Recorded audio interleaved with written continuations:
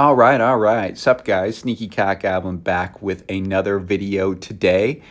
And today, on this Tuesday, I'm going to talk about my progress on my strategic rushing base as of 1 year. I was able to go back, and this was created right before I actually went on a ski trip on that Monday, and today is Tuesday. So it was created on like February 8th. So I'm just over that 1 year mark. I think today is the 11th. And I wanted to go over my progress so far. So to preface this with a couple prerequisites. One, this definitely is an account that's not free to play. I've gotten the gold pass all but 1 month, I look back, and then I got the event pass all but once. So I've used those two things. I haven't bought any offers, maybe 1.99 offer. But other than that, it's been pretty much gold passes and event passes. So I'll preface it with that. The other thing too, with my strategic rushing, I did not go off some by the book strategy, whatever. I took what I learned from certain YouTube videos and kind of made it my own strategy, and have enjoyed the path so far. So I'm going to start with different items. So I'm going to go with like heroes, and I'll go with laboratory and stuff, and kind of touch on each piece of progress. And then at the end, I'll discuss more so how it's changed, because even with this most recent update, strategic rushing has changed. So starting off with heroes, these are my hero levels. Obviously, the minion prince got an extra 50 levels because of what my royal champion was at when the update dropped. But heroes are in the mid 40s.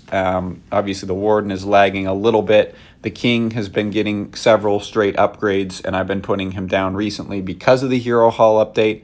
But the theme remains the same, where heroes are pointless to upgrade. They are very pointless, especially, give me a break, man. Like 7 damage per second. I think at the very end I get 3 on the royal champion. Like, the value that you get really does suck. And it is pretty disappointing, especially considering how much hero equipment really dictates things and how good the hero potions really are. So really, you should be focusing on hero upgrades during the events. And this is only during 2 events I've gotten my heroes all the way up to these levels. So fairly good. So the Unlimited Heroes event that was back last year, and then the Hammer Jam, the modified Hammer Jam for Town Hall 17, made it so it was half the time on upgrades. So I was like, I'm going to do hero upgrades here. Might as well, to get as many as I possibly can get done. I use the Royal Champion for books because she is by far the most expensive, and I have a excess of Dark Elixir, usually always. And so, yeah, that's kind of my progress there for heroes. I wouldn't continue to upgrade heroes going forward unless there's events going on. Moving on to laboratory stuff. So I've been really trying the meta. I still use the Dragon Army with the Invis RC Walk. I'm still going to utilize that because it's still good enough to use, and I like the fact that I don't have to use a power potion because this is a maxed out army. So when we're strategically rushing, there's obviously items that we don't need to upgrade. Because one, you have a hero power potions, but there's also troops that just really aren't good and have never been good for the past years and have become more obsolete. Barbarians and archers are more obsolete. The only reason why I have my archers up to 9 is so I could get super archers. So that could definitely be something to consider. And then I'm trying to upgrade things like P.E.K.K.A. and my wizard because it has 2 effects on things. 1, it upgrades my siege barracks directly. And 2, they could be decently viable troops. But the things like Electro Dragons are always going to be decent. They've been OP, but Supercell's kind of figured out where their cap is. So I don't see any point in doing that. There's a couple troops that I upgraded during Town Hall 16, Electro Titans and Root Riders, because they were overpowered. And then the spell front, there's certainly spells that I've maxed out that are important, and Dark Elixir troops that had earlier armies, but pick and choose your armies based off of, what you're going to use and upgrade them. and leave the others to the side. I don't need, I can always get siege machines in the clan castle. So I upgrade the blimp, and that's about it. And I might upgrade the siege barracks. So I'm very selective on that. I'm maxing my balloons right now for donations, but also just to have max balloons. So that's kind of my update on that. I'm going to continue to upgrade items that make sense towards the meta. If I need to focus on one thing, I'll grind it out. I'll use my books and stuff to utilize those higher level upgrades.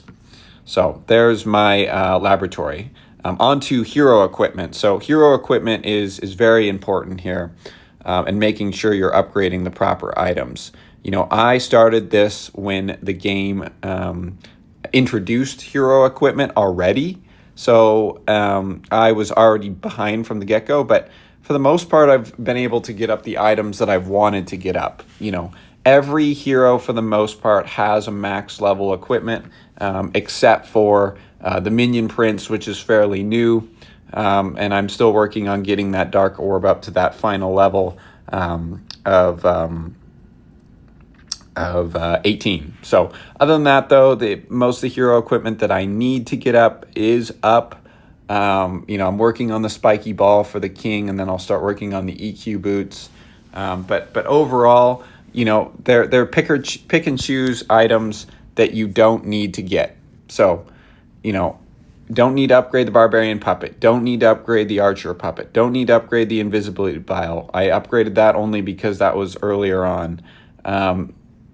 Probably don't need the life gem unless you use specific strategy. Definitely don't need the Lavaloon puppet because well, that's been dumb. Don't need the royal gem either. So there's several items that you don't have to upgrade that really, unless they get a massive buff, and you can wait on that to focus on those kind of equipment, because I know as a strategic rusher, when you're rushing in the game and you're just starting the game like now, like obviously equipment is one of the things that lags. However, now you can purchase the gauntlet in the shop and the frozen arrow with medals, so you can get those for free. And then during the events, they'll drop previous equipments, and I'm definitely taking advantage of that in this event here because it is cheaper than just buying it with 1,500 gems. So better conversion rate there, and more satisfying to do it on a free-to-play basis or not spending directly what 1,500 gems is going to cost. So that's good on the equipment front. As far as the helper hut, which is another big component of strategic rushing, we have, and I actually will do this today, I am excited for the alchemist, so I'll be able to get her up to level 3 here, and I'm going to continue to convert the resources from dark elixir to gold, as I definitely need that. I think that people are starting to say it's not as good as what people are saying, but in my opinion, this is awesome. Like, I once you get this all the way up to max, like, she'll be able to convert so much. I think the max is like 70,000 dark elixir to 10 million gold. I mean, that's pretty much a free upgrade. The Builder's Apprentice is a must-have and an item I think you should upgrade first. It is essentially like having an individual builder potion every day for one item. And you can turn it on, which is awesome, to revolve, so it'll constantly continue to upgrade, and it'll show the saved time. Like, I've already saved 2 days with this item. And then the Lab Assistant probably is second or third. It's not, I mean, it is nice to speed up time. It can go all the way up to level 12, but it's not something that I'm really prioritizing over the Alchemist, at least right now, because I like to be able to convert direct loot, because then I don't have to play as much and grind as much, because I can just convert all the loot to the items that I want. So that's good there. So looking at the overall base and defensive items, I've been able to upgrade most of the merge towers. Actually, I've got all the merge towers except for 2 of them here fully maxed. I got my ricochet cannons. The one thing how the game has changed. So I now need to get up my geared towers, and those will be the next two items of priority in order to build my geared, multi-geared tower. This is the first time Clash of Clans has actually made it so builder base is required in order to progress, which I find an interesting aspect. It's not that big of a deal. I think getting your 6 builder is beneficial. So pushing you along to get that does make sense. Like, there's no point in not doing that. I just think builder base is really stale at the moment, but at least gives you something to push for. As far as just the general upgrades, I'm not going to obviously. You should never supercharge anything. There's no point in doing that unless obviously you've completely caught up. And I've gotten, getting close. So I'm focusing on the Teslas. I was hoping to get the level before Teslas to hammer, because then I was, I waited for the update and was hoping that they had reduced a little bit of time, and they've reduced other items after the update, but still 8 days and 9 hours. So I'm going to upgrade those. I'm working on my builder huts. I got 3 of them down, and then I'll finish off my Teslas. And then essentially once I get to the level before max, that's where I hold off. I use my books, unless something is meta and I want to get it up sooner, and that was my air defense, because I was trying to, air was pretty much meta or has been meta. So I made sure to get those up maxed as soon as possible. But the other ones I will save for value. For books, once these get up to level 16 or 15, I won't upgrade them anymore. Instead, I'll wait for books. These are the next 2 items for books. And then my priority is to get these 2 buildings up as well. I'll just be upgrading them until they get to that. And then I will book merge them and then upgrade it once, because that multi-geared tower not only looks cool, but it dishes, I think it's like 644 damage per second. And then after that, then we have the expos to book and upgrade. And actually, the scats will be the first that I use books on.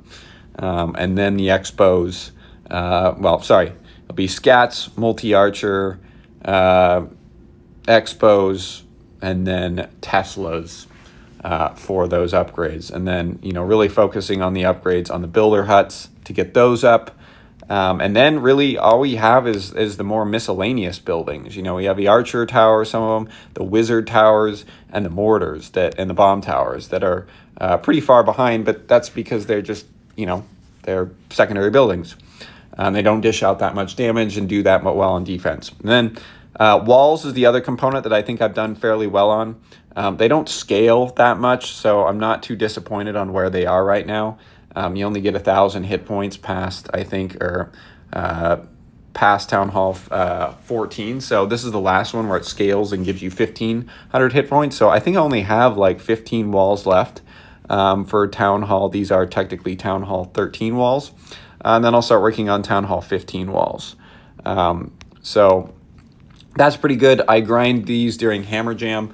But I wanted to get them up to a formidable level because I see a lot of people who strategically rush and they have like Town Hall 11 walls, and those are trash. Like, this at least gives it a formidable defense to get through. It's not something that you can just blow right through and get all those items.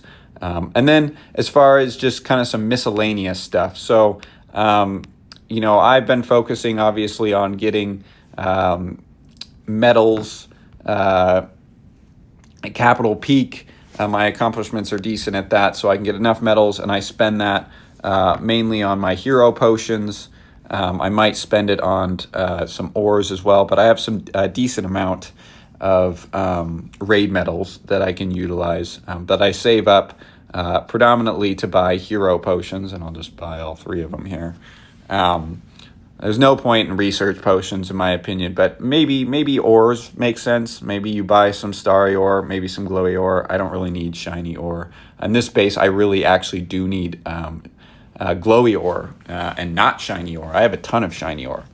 I've done back-to-back wars with this profile for forever, pretty much, and you know, I've done pretty much most of all the achievements. There's a couple ones that are coming up to get the 1,000 gems, but I've done most of the achievements and I've done most of the map. I just have to finish the campaign map off here. And actually, and I am curious, I was going to do this with the attack. I'm curious. I know this is rare.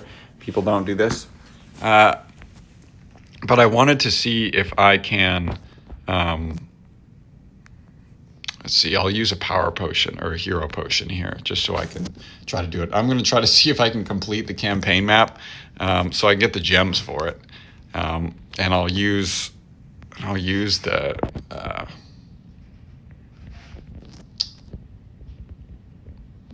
royal champ here and see how much with the spirit fox walk. Oh, I don't.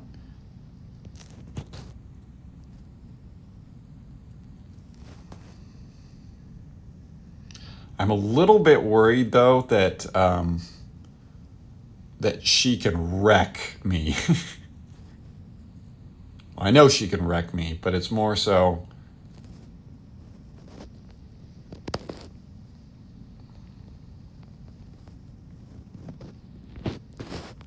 Okay, try this here.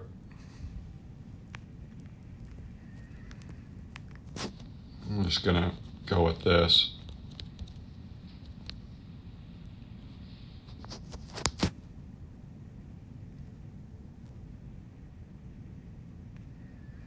I'll freeze her. Oh, she just wrecked me. Okay. I was hoping that I could do all of this without having but the fact of the matter is I'm going to get absolutely wrecked by Mama in this aspect. I mean, it's going to take one hit and everything's going to get crushed. So